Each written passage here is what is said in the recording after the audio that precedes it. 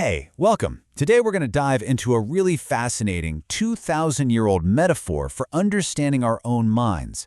It's this incredible idea that sees our inner world not as some cold, predictable machine, but as a living, breathing organism. Like a garden that we actually have to tend to. So let me just start with this question. What if the source of all your suffering was literally a tree growing inside of you? I mean, really picture that for a second. A tree with roots and branches and leaves, and each part represents a different piece of your psychological life. Now, this isn't just some nice poetry. It's a really precise mental model from ancient Indian philosophy. This powerful image comes to us from the sage Vyasa.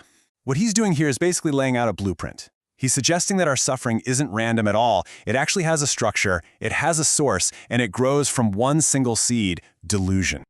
So let's really unpack this idea of a tree growing within us. Ancient wisdom so often used metaphors from the natural world because it saw our inner life as something organic, something that grows and develops, and if we don't pay attention, can totally grow out of control.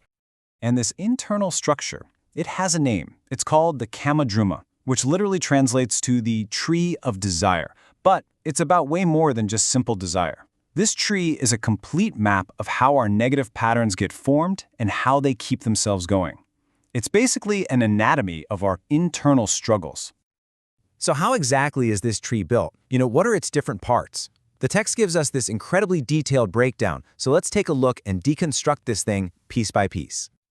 Okay, so it all starts at the foundation. According to Vyasa, the entire tree is built on something called ajnanam, or ignorance. Now, this isn't about not knowing facts, like in a trivia game. It's a much deeper thing, a fundamental misunderstanding of our true nature, which then creates this sense of lack and that constant search for something outside of ourselves to feel whole. And how do we keep this tree alive and growing? Well, through pramadaha, which is negligence and indulgence. Think about it. Every time we mindlessly give into some craving or get totally lost for an hour just doom scrolling, we are, in effect, watering this tree. The source text has this great analogy. It's like adding more wood to a fire. You think satisfying the craving will put it out, but it just makes the fire burn even bigger. And the anatomy gets super specific. Check this out. The two main limbs of this entire tree are anger and pride. The smaller branches, those represent sorrow. And the leaves that are kind of fluttering in the wind, that's envy. And then, wrapped around the whole thing like these strangling vines, are all our cravings and thirsts. This table really sums up the whole system so well. You can see the direct one-to-one mapping. The foundation is that core ignorance, the structure itself is built from anger and pride, and the whole thing is nourished by our past actions, what the text calls karma. It creates this totally self-sustaining ecosystem of suffering. All right, so if this tree is so terrible, why on earth are we so drawn to it? Why do we keep watering it? Well, like any other tree, it bears fruit. And that right there is the central conflict. We're naturally drawn to this massive tree because we are, as the text says, desirous of its fruits. We believe these fruits, that temporary pleasure, the social validation, the next big achievement, we think that's what's finally going to satisfy us. So we keep approaching the tree, looking for that fulfillment. But here's the trap. In reaching for those fruits, we get tangled up. As the text puts it, the greedy become bound by the tree's iron ropes. So the very thing we believe will set us free is actually what ends up imprisoning us. But this ancient text, it's not just a diagnosis of the problem, which is great news, right? It also offers a really clear and powerful solution. It tells us we don't have to be stuck, bound by these iron ropes. We can actually cut the tree down. So the text shows us two very different paths. On one side, you have the unwise person who just kind of trims the branches. Maybe they manage their anger for a day or two, but the root is still there, so the tree just sprouts again.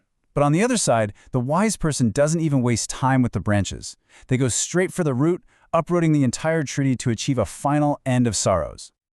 So, how in the world do you uproot a tree this massive? You can't just do it with your bare hands, right? The text tells us we need a special tool, a powerful weapon it calls the Supreme Sword. And here's the really cool part. This sword isn't something you just find lying around. It's something you have to forge inside yourself. It's made of three key components. First is tyaga, or renunciation, which is just the practice of letting go. Second is apramada, which means vigilant, mindful awareness. And these two practices combine to create the third, samya, a state of deep inner balance. And get this equanimity is the supreme sword that can cut right through the root of ignorance. Okay, so what happens when the tree is finally gone? What does life actually look like when you're no longer living in the shadow of the Kamadruma? The promise is actually pretty simple, but it's also incredibly profound. The result is the definitive end of all sorrows. Not just, a temporary relief, but a fundamental shift in your entire state of being. The text leaves us with this powerful promise. He who knows this transcends sorrows. Just understanding this internal map, how the tree grows, and, more importantly, how to uproot it, that knowledge is the key to liberation. So this ancient metaphor isn't just some fascinating piece of philosophy. It's a really practical guide for self-reflection. And the question it leaves us with is this: looking at your own inner world, what is just one root of your own tree that you can begin to examine today?